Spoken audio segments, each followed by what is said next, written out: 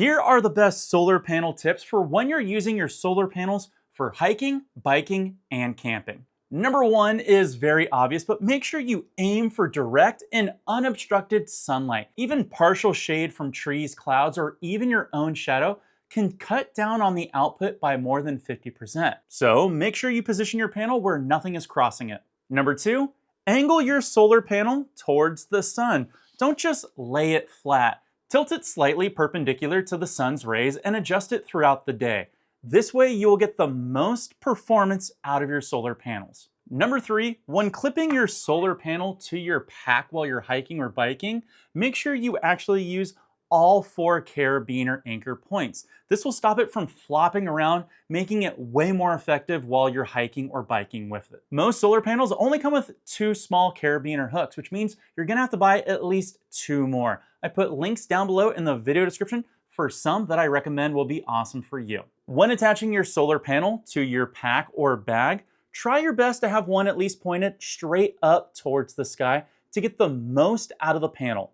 If you're into hiking or biking with your solar panel and you do passive charging just like me, make sure you invest in an extra long, rugged, and sturdy USB-C charging cable. None of these flimsy, crappy, cheap plastic ones. Pay a little up for a great USB-C cable. Sometimes carabiner hooks just aren't gonna work for your situation, which is why I recommend you keep a few extra zip ties on hand for odd-shaped objects that you want to attach to or hang from, so this way you get the most effective use out of your panel. If you want an extra little tip, invest in reusable zip ties. You'll thank me later. Charge only to the battery bank if you can, and not to something like your phone directly. Solar output fluctuates constantly, which can actually put a little bit of stress on your phone's battery. Feed the power directly into the power bank first, then charge your phone from that stable and clean power. For recommendations on battery banks that I use and recommend, you can check out the links down below in the video description. And by the way, those links help me out, so thank you very much. Try your best to always chase peak sun hours. Output is strongest between the hours of 10 a.m. to 2 p.m., so prioritize charging during that time frame and don't expect too much from early mornings or late afternoons. You want a cool tip?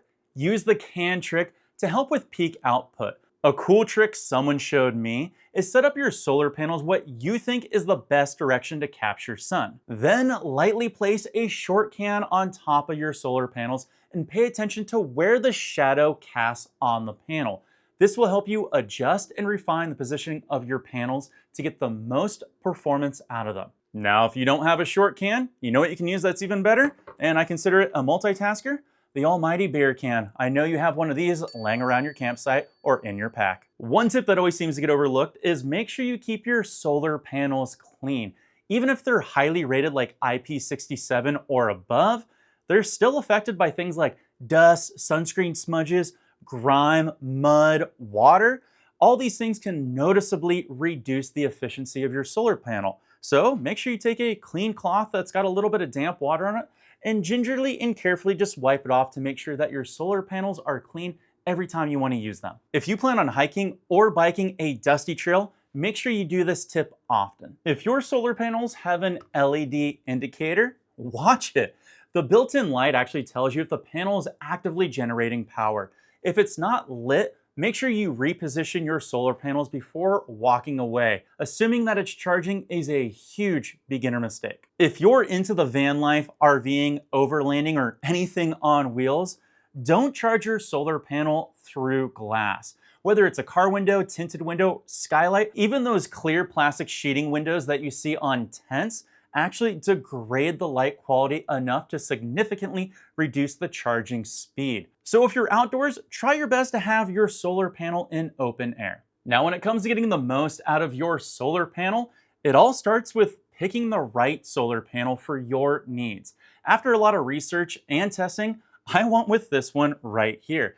This is actually the Flex Solar 10-watt solar panel, and if you're interested in checking it out, I will be doing a review shortly on this, so make sure you hit that sub button down below. And while you're down there, don't forget to give me a like and a comment. This way, you know when the video will go live. But if the video is already live, you can do me a huge favor and check it out in the top right corner. Thank you so much for watching, and I'm glad I could help you out on your solar panel adventures. I'll catch you in the next one. Peace.